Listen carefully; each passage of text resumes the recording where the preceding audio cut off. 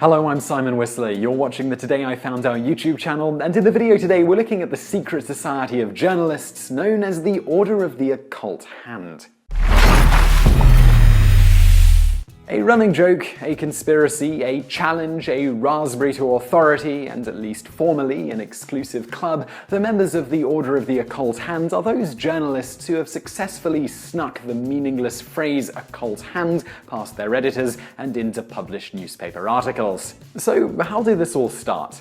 According to two of its founding fathers, Joseph Flanders and R.C. Smith, in the fall of 1965, a group of Charlotte news reporters, while purportedly enjoying a few alcoholic beverages, began to critique a recent piece written by their colleague, the aforementioned Joseph Flanders. Into a complicated story of evil doing, Flanders had placed the phrase, "It was as if an occult hand had reached down from above and moved the players like pawns upon some giant chessboard." One of the contingent supposedly teased, "Now that is what I call prose." From that point on, the Order of the Occult Hand was formed, and Flanders' colleagues became committed to secreting the phrase into their work. According to founding father R.C. Smith, virtually all succeeded, and as they moved on to other papers, word spread and the order grew. In 1967, Victor McElhenney, a reporter with the rival Charlotte Observer, who was apparently aware of the order, if not a member, moved to Boston, where the phrase became so popular that eventually it was banned from the Boston Herald. One of the order's early evangelists was J. Sharbert, who had picked up the occult hand while in Boston and joined the order in 1978 when he put it in an article published by the Associated Press. Not long after, he moved to the Los Angeles Times, and in 1983, Sharbert told several Times reporters about it. These Los Angeles Times reporters were amongst the most successful with getting the phrase into their publication, putting it into stories in 1983, 1985, 1989, and 1994, as well as 8 times between 1996 and 1998. In 1999, it was even placed into a story of President Clinton's impeachment. The occult hand has also appeared in the New York Times, the Boston Globe 9 times between 1987 and 2000, and the Washington Times 4 times between 1996 and 1998.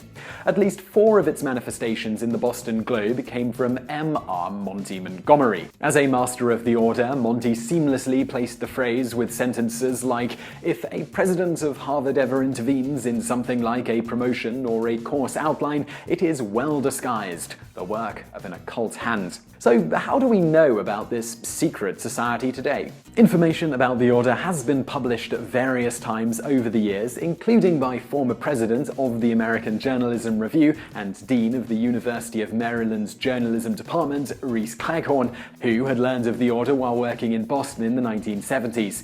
Cleghorn wrote 2 columns about it, and as a result, he received letters from Joseph Flanders and R.C. Smith detailing the order's origins, as relayed here.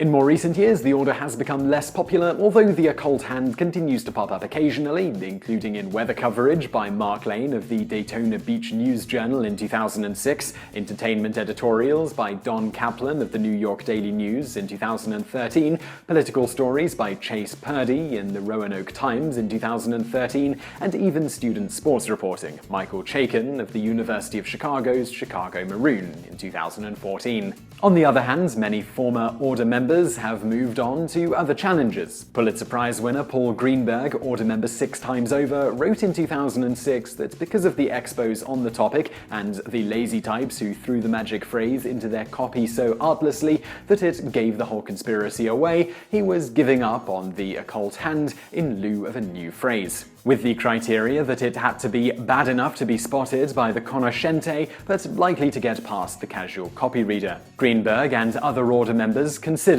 and presumably rejected, phrases such as "like a soft, warm, weird breeze blowing aimlessly through the palms" and "hanging over the scene like a shroud."